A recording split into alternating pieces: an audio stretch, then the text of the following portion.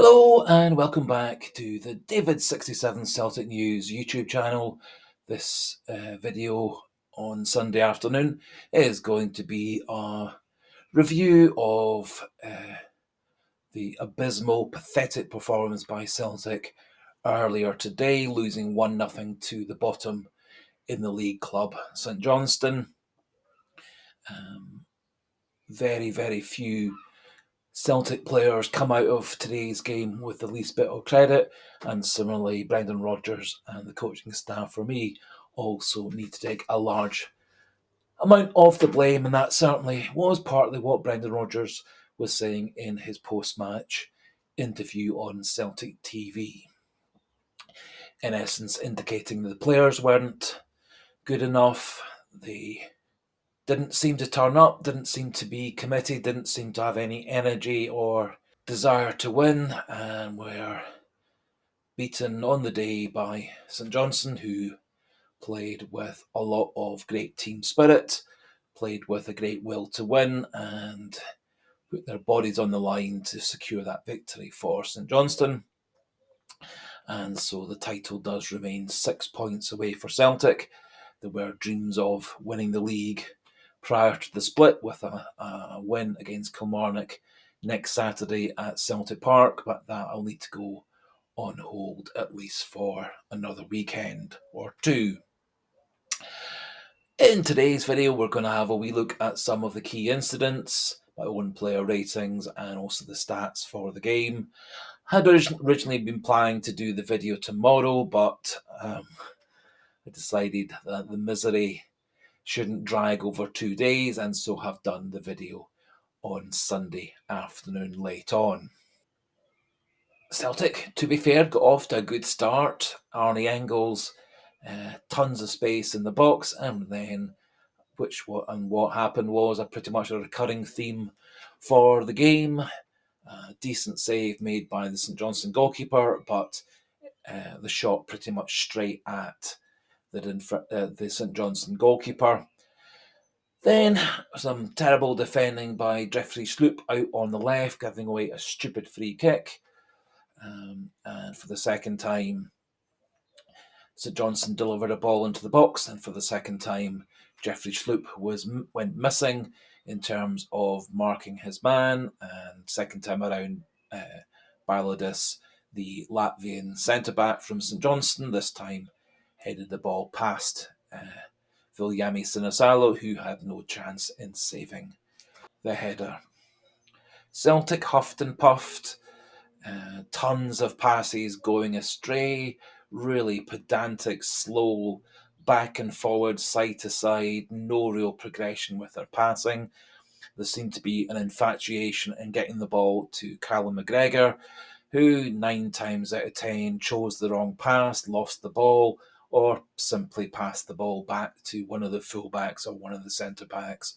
Similarly, Engels and Hatate very rarely ever showed much forward intent.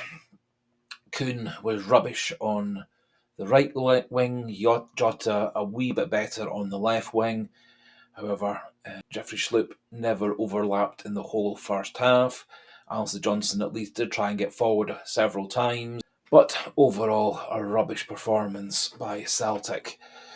Having said all that, Dysmaida had a good shot on goal that was saved by the St Johnstone goalkeeper. Unfortunately, Nicholas Kuhn seemed to be asleep, and what should have been an easy tap-in following up Dysmaida's shot, rebounding off the goalkeeper. Kuhn was beaten to the ball by the St Johnstone defender, and the ball ended up back in the goalkeeper's hands. Several times Celtic got themselves into very good shooting positions, but Jota, Hatate, Kuhn just skied the ball over the bar. Half time, not too surprisingly, off went Jeffrey Sloop, off went Nicholas Kuhn, and for me, actually, the better substitution would have been put on Adam Ida in the middle and put Dysmaida out to the wing. However, Maida was kept on through the middle, and Celtic did get a wee bit more control of the game when Adam Ida did come on. The pitch was awful. Celtic's passing was awful. And Celtic's use of the wings was pretty poor. When they did use the wings, they did actually get several good chances into the box. And the second half was much like the first half. Several shots over the bar by McCowan, Hatate, some pretty weak finishing by James Forrest on a couple of occasions. He really should have scored with what was, in essence, an open goal. And late in the game, Luke McCowan did get 3 in the box, but the St Johnstone goalkeeper made a smart save shortly after. Ademida also had a good chance just outside the 6-yard box, but hit the ball into the side netting, and deep into injury time, Ida had a rather weak header, easily saved by the St Johnstone goalkeeper. All in all, a rubbish performance, and it seemed to me that the early kickoff on a Sunday, late morning, early afternoon, half the players still seemed to be asleep, and very, very few of the players actually really turned up for the game. However, onwards and upwards, we start again next Saturday. A game against Kilmarnock will be a home game, last game before the split. After that, we've got the Cup semi-final again against St Johnstone at Hampden Park. Pretty sure Hampden Park will be a fit playing surface, no bubbles, no odd bounces, no difficulty controlling the ball and controlling the pace of the pass. Having said that, St Johnstone had to play on the same pitch as us, and they coped much better than us. They played much better direct football. They tended to bypass the ball being on the ground, punted the ball up to their tall, strong centre forwards who controlled the ball, brought their players on to the ball. Celtic really seemed to be playing their usual brand of football, which just wasn't working on the day, nor was going to really work that well, given the pitch conditions and the unreliability of the bounce and the flow of the ball. Looking at the stats, Celtic massively on top in every category except the one that mattered, which is getting the ball into the net. Possession was 80-20 for Celtic. Shots were a remarkable 26 to Celtic, 9 to St Johnstone. Celtic had 9 shots on goal to their 4, 11 off targets to 3, and Celtic had 6 shots blocked by St Johnstone defenders, and we blocked 2 of theirs. Their goalie made 9 saves, and Sinasalo made 3 saves. Remarkable stats for touches in the box. Celtic 54 to 7, and corners also massively in Celtic's favour, 11-4. But as I said, key thing was they put the ball in the net. They were clinical when they had that one really good chance, and too many of our shots were weak or poorly directed or too close to the goalkeeper. If only one or two of the players had picked out the corner of the goal, Celtic would have scored 2, 3, 4, 5 goals on the day. However, inaccurate shooting, weak shots, and shots far too close and central to the goalkeeper, and we had a very disappointing loss. Looking at the player ratings, I've given Viljami Sinasalo 6 out of 10. He had no chance with the goal, made a couple of smart saves that kept Celtic in the game. He rarely ever had much chance to distribute the ball. 6 out of 10 for him. 6 out of 10 for Alistair Johnston as well. He defended fine. Very rarely did St Johnstone look dangerous down his side of the pitch. And he did get forward several times to pick out passes, get in behind, get crosses in. But unfortunately, nothing that bore any fruit. Given 5.5 to both Carter Vickers and Trusty. I think they actually both played rather poorly. They seemed slow, both physically in terms of speed over the ground, but also the reaction to the ball. And several times, particularly Carter Vickers, was muscled off the ball by one or other of St Johnstone's tall, strong central strikers. Austin Trusty seemed a wee bit dithery and slow in his passing.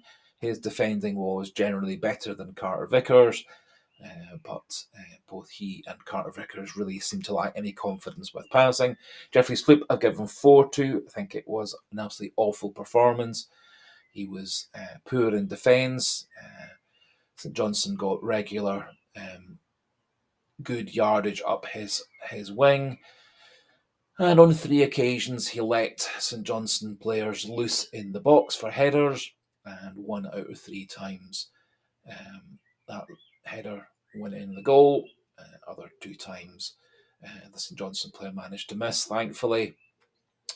In terms of the midfielders, I've given Cal McGregor and Arnie Engels 5.